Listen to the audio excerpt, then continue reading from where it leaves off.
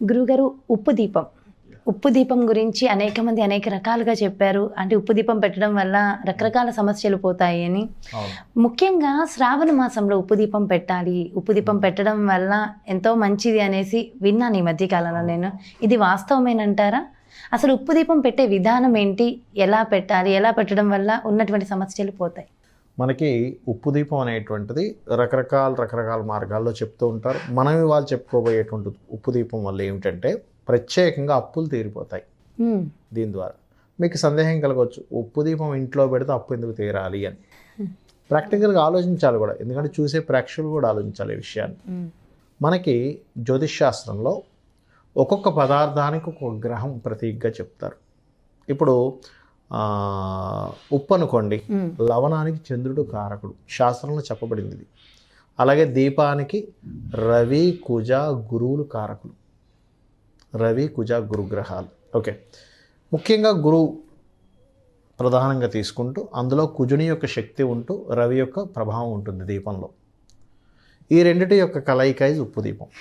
అంటే ఏంటి, చంద్రకుజుల యొక్క సంబంధం బలంగా ఉంటుంది. అయితే ఉప్పు దీపం కూడా ఎలా పెట్టాలంటే మట్టి పాత్రలో పెట్టాలి, గుర్తుపెట్టుకోండి. మట్టి పాత్ర, ఇప్పుడు రకరకాల పాత్రల్లో రకరకాల ప్రమిదల్లో పెడుతుంటారు. నేను అనేది మట్టి ప్రమిదలో పెట్టాలి.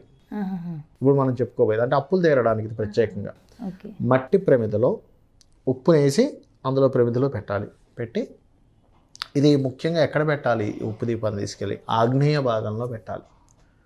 ఆగ్నేయ భాగంలో అందులో ఏ నూనె పెడతా నూనె వేయకూడదు, నువ్వుల నూనె వేయాలి ముఖ్యంగా. లేదా అష్టమూలికా తైలం కూడా వాడుతుంటారు కొంతమంది, నువ్వుల నూనె వేసుకోవచ్చు.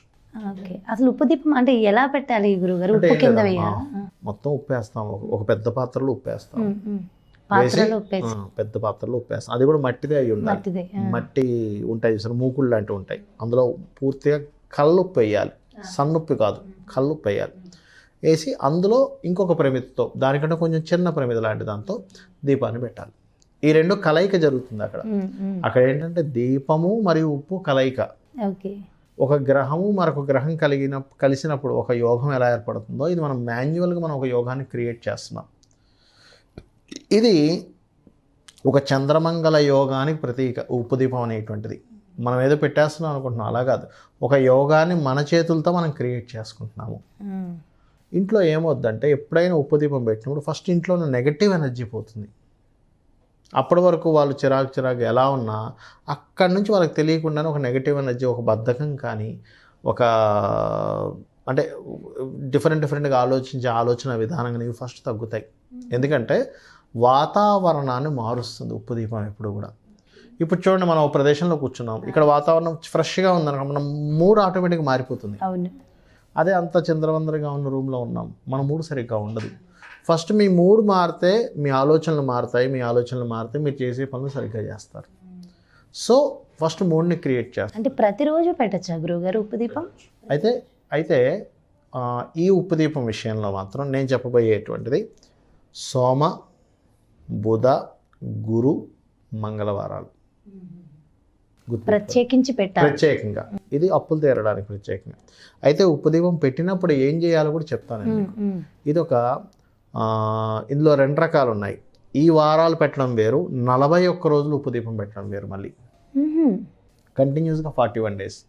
అది మీరు బుధవారం రోజైనా పెట్టచ్చు, అంటే మొదలు పెట్టడం బుధవారం రోజైనా పెట్టచ్చు, సోమవారం రోజైనా పెట్టచ్చు, మంగళవారం రోజైనా పెట్టచ్చు, గురువారం రోజైనా పెట్టచ్చు. గుర్తుపెట్టుకోండి, ఈ 4 రోజుల్లో ఎప్పుడైనా పెట్టచ్చు. గురువారం ఇంకా ప్రత్యేకమైన ఫలితాలు ఇస్తుంది ఇది. దీనికి తిథితో సంబంధం లేదు, ఈ రోజులే. సాయంత్రం పొద్దున్న ఉదయం పెట్టుకోవచ్చు, లేదా సాయంత్రం అయినా పెట్టచ్చు, తప్పులేదు. చక్కగా స్నానం చేసి వస్త్రాలు ధరించి ఎంతో ఇంకా వేరే కాన్సన్ట్రేషన్, వేరే కాన్సెప్ట్ కానీ వేరే పిచ్చి ఆలోచనలు ఏమీ పెట్టకుండా చక్కగా మోకుల్లో మనం ఇందాక అనుకున్నట్టుగా కల్లుప్పేసి అందులో ఇంకొక ప్రమిదతో దీపాన్ని వెలిగించడమే. సింపుల్గా ఆగ్నేయంలో. ఇది వెలిగించినప్పుడు ఏం చేయాలి, ఆగ్నేయంలో పెట్టాలి. దేవుడి గదిలో పెట్టకూడదు. ఎందుకంటే కిచెన్ ఉంటుంది, పక్కనే ప్లేస్ ఉంటుంది కదా, పెట్టుకోవచ్చు. అయితే ఇదేంటంటే ఇది వెలిగించినప్పుడు ఎందుకు ఆగ్నేయంలోనే పెట్టాలి అంటే అగ్ని ధనాన్ని సృష్టిస్తుంది. ఓకే, కాబట్టి ఆగ్నేయ భాగంలో పెట్టాలి. రెండవది ఏం చేయాలంటే ఈ ఉప్పు దీపం వెలిగించిన రోజు నుంచి 41 రోజుల ప్రక్రియలో ఓం అపర్ణాయే నమః మంత్రం ఒకటి. నెక్స్ట్ లలితా సహస్రనామాల్లో ఓం సంపత్కరీ సమారూఢ సింధుర వ్రజ సేవితాయై నమః. ఈ 2 మంత్రాలు చేయాలి. మన ప్రయత్నాలు మనం చేసుకుంటుండాలి. నేనేదో ఉప్పు దీపం పెట్టేసిన మంత్రం చదువుకుంటున్నా నాకు అన్నీ కలిసి రావాలంటే కలిసి రాదు. ఎందుకంటే అమ్మవారు ఏం చేస్తుందంటే మనం చేసే ప్రయత్నంలో మనం ఒక బిజినెస్ కోసం ట్రై చేస్తున్నాము. కస్టమర్ రూపంలో అమ్మవారు పంపిస్తుంది మనిషిని. ప్రాక్టికల్గా ఆలోచించాలి. కస్టమర్ రూపంలో అమ్మవారు ఆ వ్యక్తికి, ఆ కస్టమర్కి మన దగ్గరికి వచ్చేలా బుద్ధి కలిగిస్తుంది. ఈ అపర్ణాయ నమః ఏం చేస్తుందంటే అప్పుల్ని తొలగిస్తుంది. సంపత్కరీ సమారూఢ సింధుర వ్రజ సేవితాయ నమః అనేటువంటిది సంపదలు పెంచుతుంది. అంటే పర్ణములు విడిచిపెట్టినటువంటిది, అంటే ఆకు కూడా ముట్టుకోలేదు అమ్మవారు. అలాగే అప్పులు తీర్చే తల్లి అంటే అపర్ణాయ నమః. సంపత్కరీ సమారూఢ సింధుర వ్రజ సేవితాయ నమః అంటే ఏంటంటే సంపత్కరీ అమ్మవారు లలితాదేవిని సింధురములు అంటే ఏనుగులతో సేవించిందట. అంటే మీరు మైండ్లో ఏం రావాలి, మీకు సంపత్కరీ అమ్మవారు మైండ్లోకి రావాలి. ఏనుగుల యొక్క గుంపు, కొన్ని వందల వేల ఏనుగులతోని లలితా అమ్మవారికి పువ్వులు వేయడం, నీళ్లు పన్నీరు వేయడం లాంటివి చేసేవి. ఏనుగులు మీ మైండ్లో వస్తే ఏమవుతుందంటే ఏనుగు గజం అనేటువంటి సంపదకి ప్రతీక. ఓకే, ఈ గజం అనేటువంటి సంపదకు ప్రతీక అయినటువంటి గజాలను మీరు మైండ్లో తిప్పుకుంటున్నారు ఆ మంత్రం చేసేటప్పుడు. అండ్ లలితా అమ్మవారిని తిప్పుకుంటున్నారు. ఇంట్లో మీ అంతటి మీరుగా ఒక చంద్రమంగళ యోగాన్ని క్రియేట్ చేసుకున్నారు. ఈ చంద్రమంగళ యోగం క్రియేట్ అయినప్పుడు ఏమవుతుందంటే ఉప్పు దీపం వల్ల అప్పు తగ్గిపోతుంది. ఫస్ట్ అప్పు కంప్లీట్గా పోతుంది. స్లోగా, అంటే ఒక రోజులో పోతుందని నేను చెప్పను. మీరు చేసే ఉద్యోగంలో శాలరీ పెరుగుతుంది. శాలరీ పెరిగితే మీరు అప్పులు తీరుస్తారు. మీరు చేసే బిజినెస్లో బిజినెస్ పెరుగుతూ ఉంటుంది. అదేమో ఆకాశం నుంచే రాలిపడదు, గుర్తుపెట్టుకోండి. ఖచ్చితంగా ఈ రకంగానే డబ్బులు వస్తాయి, అవకాశాలు పెరుగుతాయి. ఇప్పుడు యాంకరింగ్స్ అనుకున్నారు, ఇంకా రకరకాల యాంకరింగ్స్లో డబ్బులు పెరుగుతాయి. ఓ బిజినెస్ చేసే వ్యక్తికి, బట్టల షాప్ ఉన్న వ్యక్తికి బట్టలు సేల్స్ పెరుగుతూ ఉంటుంది. అలా వాళ్ళు చేసే రంగాలకి వాళ్ళకి ఖచ్చితంగా పెరుగుతుంది. ఇక్కడ చాలామందికి సందేహం వస్తుంది, ఏమంటే పొద్దున్న లేవంగా నాకు టైం ఉండదు సార్. రాత్రి కూడా చేయొచ్చు అమ్మవారి ఆరాధన. రాత్రిపూట చేస్తే మంచి ఫలితాలు వస్తాయి. అది ఏ సమయమైనా పర్వాలేదు. అయ్యో, రాత్రి మీరు 10, 11, 12 గంటలప్పుడు కూడా చేయొచ్చు. కాకపోతే శుద్ధిగా స్నానం చేసి ఫ్రెష్గా చేసుకుని అది చేసాక నెక్స్ట్ టైం ఏమైనా ఉంటుందా? అమ్మ పొద్దున్నే వెళ్ళిపోతారు, రాత్రి 10కి కూడా ఇంటికి రాలేకపోతుంటారు. 10 అయిపోద్ది కొంతమంది. అవునవును, నిజంగా. అప్పుడు చక్కగా ఏం అభ్యంతరం లేదు, చక్కగా మీరు స్నానం చేసి చేసుకోండి. ఏమైనా నిష్ట ఉంటుందా? ఏం లేదు, స్నానం చేసి 41 రోజులు స్నానం చేసి చేయడమే. ఇంక అందులో ఇంకొకటి లేదు. అయితే మీరు ఒకటే ఏంటంటే ఆహార నియమాల్లో మాత్రం దీక్షలా తీసుకొని చేసినప్పుడు మాత్రం ఆహార నియమాలు, దీక్షలో తీసుకున్నప్పుడు ఎలాంటి నియమాలు తీసుకుంటామో అటువంటి నియమాలు పాటించాలి. ఇలా కనుక చేస్తే మీరు ఒక 1 టర్న్ చేసేసరికి మీకు చాలా తేడా వస్తుంది. మీరు దాని తర్వాత ఇంకా చేసుకోవచ్చు. 41 డేస్కి ఆపేయాలని రూల్ ఏం లేదు.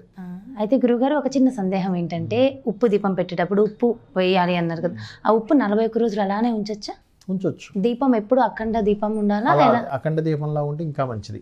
అఖండ దీపం మెయింటైన్ చేయగలిగితే ఇంకా గొప్ప.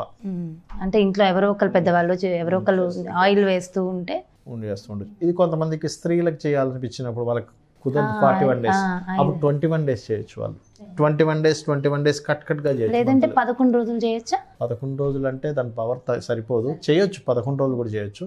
కాకపోతే మంత్రం సంఖ్య ఎక్కువసేపు చేయాలి అలాంటప్పుడు. అంటే ఇప్పుడు 1/2 అవర్ చెప్పాం మనం.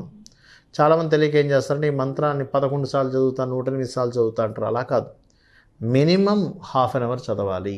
సంఖ్య లెక్క పెట్టుకోకూడదు. ఇప్పుడు సంఖ్య లెక్క పెట్టుకుంటే సంఖ్య మీదే ఉంటుంది మన కాన్సన్ట్రేషన్, మంత్రం మీద ఉండదు. సో ఇది చేసినట్లయితే ఒకవైపు అప్పు తగ్గడము, ఒకవైపు సంపద పెరగడం, బ్యాలెన్స్ అవుతుంది. మనకు తెలియకుండానే మనమే యోగాన్ని క్రియేట్ చేసుకోవచ్చు. మన చేతుల్లో ఇచ్చాడు మహర్షులు మనకి యోగాన్ని క్రియేట్ చేసుకున్నది. ఈ రకంగా చేసుకోవచ్చు అమ్మా.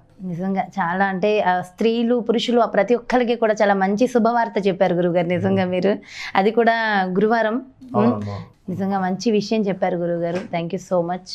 నమస్కారం. శ్రీమాత్రే నమః. సో చూసారు కదండి, నిజంగా ఉప్పు దీపం అంటే అందరికీ తెలుసు. ఉప్పు దీపం చాలామంది పెట్టి సక్సెస్ అయిన వాళ్ళని కూడా మనం విన్నాం కదా. అదేవిధంగా ఉప్పు దీపాన్ని ఈ శ్రావణ మాసంలో పెట్టడం వల్ల ఇంకా ఎంతో యోగం కలుగుతుంది. అది ఏ రోజుల్లో పెట్టాలి, ఏ విధంగా పెట్టాలనేది గురువుగారు చాలా చక్కగా వివరించారు కదా. మరి చక్కటి